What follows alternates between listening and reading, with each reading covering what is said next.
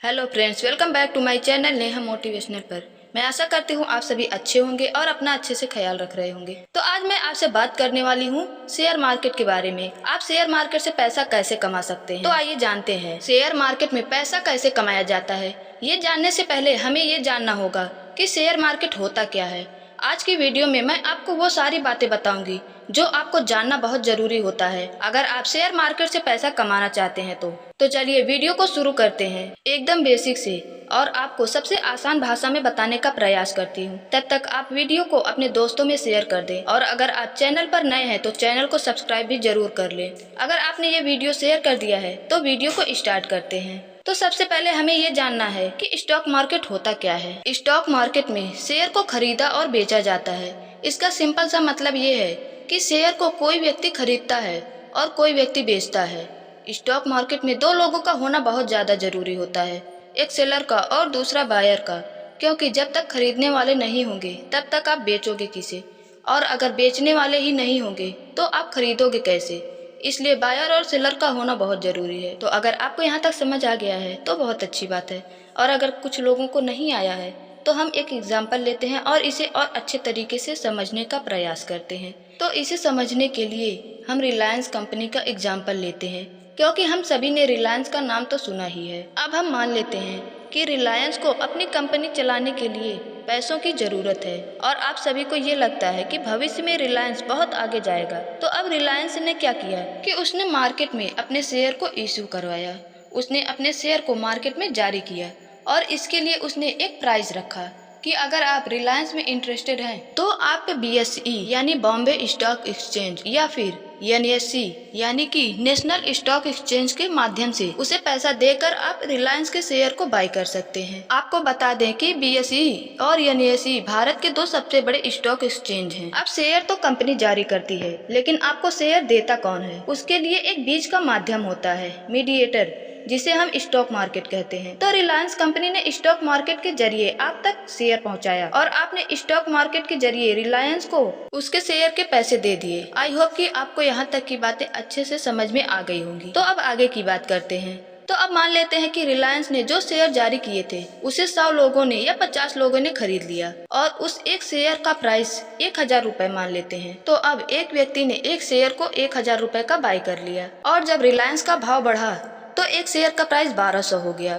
तो उस व्यक्ति को लगा कि उसका तो 200 रुपए का फायदा हो गया, लेकिन उसे अब ये लगता है कि अब 1200 के ऊपर ये नहीं जाएगा और अब मुझे इसे बेच देना चाहिए। वो व्यक्ति 200 रुपए प्रॉफिट के बाद अपने शेयर को बेचना चाहता है और एक दूसरा व्यक्ति है जिसे ये लगता है कि नहीं, अभी रिलायंस कंपनी और आगे जाएगी और वो शेयर को खरीदना चाहता है। तो अब एक सेलर भी है और एक बायर भी। तो वो व्यक्ति 1200 रुपए में उस शेयर को खरीद लेता है। जिस व्यक्ति ने इसे 1000 रुपए में बाय किया था उसे तो 200 रुपए का प्रॉफिट हो गया, लेकिन 1200 में जिस व्यक्ति ने ये सोचकर खरीदा कि नहीं, अभी इसका भाव और ऊपर जाएगा, अब ये इसका भाव ऊपर जाएगा या नहीं ये उसे भी नहीं पता, बस उसने सोचा कि इसका भाव ऊपर जाएगा। अगर इसका भाव फ्यूचर में आगे बढ़ता है या ऊपर जाता है तो उसे प्रॉफिट होगा और अगर इसका भाव गिरता है तो उसे लॉस होगा। बस यही प्रक्रिया चलती रहती है। तो कुल मिलाकर एक कंपनी शेयर मार्केट के जरिए लोगों तक अपने शेयर को जारी करती है और फिर जिन लोगों के पास शुरुआत में शेयर आ जाते हैं वो भाव बढ़ने पर या घटने पर दूसरे लोगों को सेल कर देते हैं और ये पूरी प्रक्रिया उस कंपनी के आखिर तक चलती रहती है।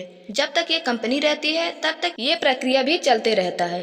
शेयर के भाव कम होते हैं तो कुछ लोग इसे बाय कर लेते हैं और भाव बढ़ता है तो कुछ समय बाद बेच देते हैं जब उन्हें ये लगने लगता है कि अब इससे ज्यादा प्रॉफिट नहीं होगा। और बेचते किसको हैं? जिन्हें ये लगता है कि नहीं, अभी उसका भाव और बढ़ेगा। अब उसका भाव बढ़ेगा या नहीं ये डिपेंड करता है फ्यूचर पर। ये इतनी बात हो गई किसी भी शेयर को स्टॉक मार्केट में आने की और वहाँ से लोगों तक पहुँचने की। और लोग पैसा कमाते कैसे हैं ये भी आप समझ चुके होंगे कि शेयर के भाव कम होने पर खरीदते हैं और उसका भाव जितना बढ़ता जाता है उतना ही प्रॉफिट होता है और खरीदे गए भाव से जितना नीचे जाता है उतना लॉस होता है। तो अब बात करते हैं कि स्टॉक मार्केट में होता क्या है। अभी तक आपने ये जाना कि स्टॉक मार्केट के माध्यम से आपको शेयर मिलता है, लेकिन स्टॉक मार्केट आपको शेयर देता कैसे है।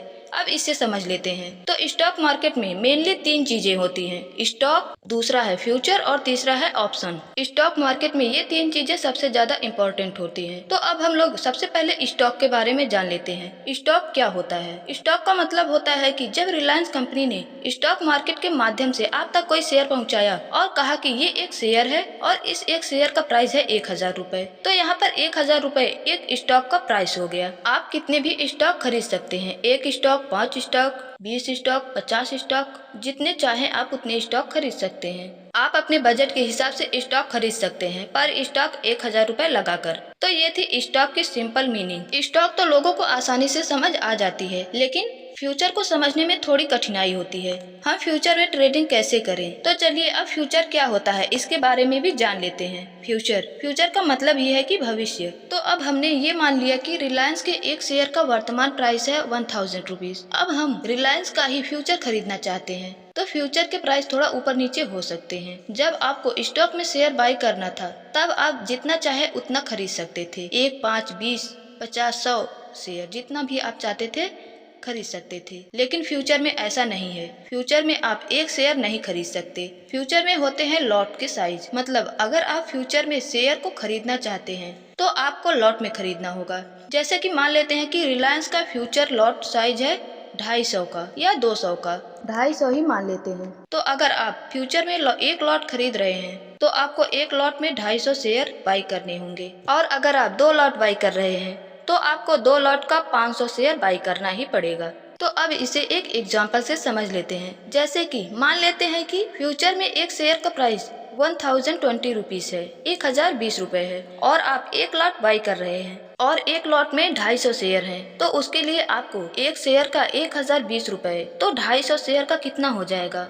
2,55,000 रुपीज। तो अगर आप फ्यूचर में एक लॉट बाई करते हैं तो आपको 2,55,000 रुपए देने पड़ेंगे। इसलिए जिनके पास कम पैसा होता है वो स्टॉक में ही ट्रेडिंग करते हैं, और जिनके पास पैसा अच्छा होता है और उन्हें लगता है कि इसके भाव ऊपर जाने वाले हैं या फ्यूचर में जाएंगे, तो वे फ्यूचर में ट्रेड करते हैं। और अगर मार्केट ऊपर जाता है तो उन्हें उतना ही ज्यादा प्रॉफिट होता है, और अगर मार्केट नीचे जाता है तो उन्हें उतना ही ज्यादा नुकसान होता है। मैं आशा करती हूँ कि आपको यहाँ तक की बात समझ में आ गई होगी। अगर आपको अभी भी कोई प्रॉब्लम होगी तो आप इस वीडियो को 2 से 3 बार देख लेना, आपकी सारी प्रॉब्लम सॉल्व हो जाएगी। 2 से 3 बार देखने पर ये सारी बातें आपको अच्छे से क्लियर हो जाएंगी।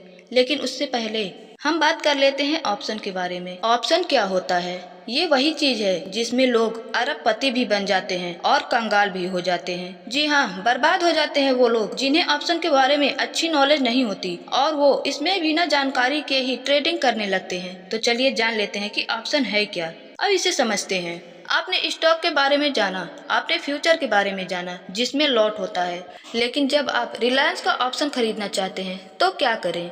यदि आपने रिलायंस का ऑप्शन खरीदा है तो उसका ये मतलब होता है कि शॉर्ट टाइम। आपको इसमें कम समय में ही ये तय करना होता है कि मार्केट ऊपर जाएगा या नीचे। ये शॉर्ट टाइम 1 वीक हो सकता है, या फिर 1 मंथ का हो सकता है, या फिर 2 या 3 मंथ का हो सकता है। ये आप पर डिपेंड करता है कि आप किस प्रकार का कॉन्ट्रैक्ट लेते हैं। कई लोग इंट्राडे में ट्रेडिंग करते हैं। अब इंट्राडे क्या होता है? इंट्राडे का मतलब होता है कि एक ही दिन में ट्रेडिंग करना, सेम डे ट्रेडिंग। अगर हम इसे एग्जाम्पल से समझना चाहें तो मान लेते हैं कि आपने आज रिलायंस का शेयर लिया और आज ही आपने उसे बेच दिया, तो ऐसे में आपकी ट्रेडिंग इंट्राडे ट्रेडिंग कहलाती है। इंट्राडे में आपको उसी दिन तय करना होता है कि मार्केट ऊपर जाएगा या नीचे। अगर मार्केट ऊपर जाता है तो आपको प्रॉफिट होगा, और अगर मार्केट नीचे जाता है तो आपको लॉस होगा। ऑप्शन का मतलब होता है कि लिमिटेड टाइम के लिए आप किसी भी स्टॉक के ऑप्शन में जाकर आपको लगता है कि मार्केट ऊपर जा सकता है या नीचे जा सकता है, तो इसमें ही ट्रेड करना ऑप्शन ट्रेडिंग कहलाता है। आपको बता दें कि फ्यूचर में एक ही स्ट्राइक प्राइस होता है,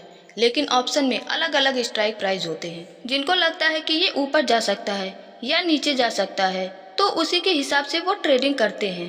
तो अब तक मैंने आपको स्टॉक मार्केट क्या होता है, शेयर क्या होता है, स्टॉक मार्केट में स्टॉक, ऑप्शन और फ्यूचर क्या होता है, ये सारी बातें मैंने आपको आज की वीडियो में बता दी है। अगर आपको कोई बात समझ में ना आए, या फिर अगर आप नए हैं, या फिर आप ये वीडियो देखने के बाद शेयर मार्केट में आना चाहते हैं, तो पहले आप इस वीडियो को 2 से 3 बार अच्छे से देख लें, ताकि सारी बातें आपको अच्छे से क्लियर हो जाएं। इतनी बातें जानने के बाद अब इन 3 चीजों में स्टॉक, ऑप्शन और फ्यूचर में ट्रेड करने के लिए आपको 4 चीजों की जरूरत सबसे ज्यादा पड़ती है। ये 4 चीजें सबसे ज्यादा इम्पोर्टेंट होती हैं ट्रेड करने के लिए। और वो 4 चीजें क्या है, मैं आपको सिर्फ उसके नाम बता देती हूँ। पहला है सेटअप। आपने अक्सर सुना होगा कि लोग कहते हैं कि मेरा ये सेटअप है, मैंने ये सेटअप बनाया है, इससे प्रॉफिट होता है। तो ये वही सेटअप होता है। दूसरा है मनी मैनेजमेंट, तीसरा है रिस्क मैनेजमेंट और चौथा है माइंड मैनेजमेंट। ये 4 सबसे इम्पोर्टेंट चीजें होती हैं जो आपको ट्रेडिंग करते समय स्टार्टिंग से लेकर जब तक आप ट्रेड करोगे तब तक आपके काम आएंगी। अगर आपने इन 4 चीजों को समझ लिया तो फिर आपको शेयर मार्केट में सफल होने से कोई नहीं रोक सकता, क्योंकि इसे समझना इतना आसान तो नहीं, सालों लग जाते हैं लोगों को सीखने में। लेकिन अगर आप इन 4 चीजों को सीखना चाहते हैं, समझना चाहते हैं तो कमेंट करके जरूर बताइएगा। तो अगर आपको ये वीडियो पसंद आई हो, जो मैंने आपको बताया वो समझ में आया हो, तो इस वीडियो को लाइक जरूर करें और इसे ज्यादा से ज्यादा शेयर करें।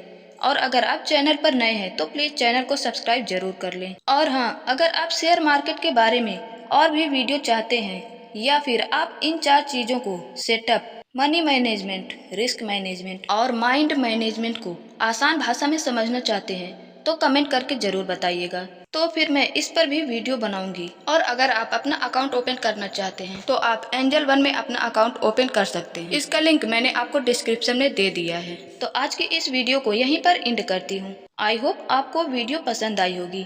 Thank you. मिलते हैं आपसे नेक्स्ट वीडियो में, तब तक आप अपना ख्याल रखें। जय हिंद।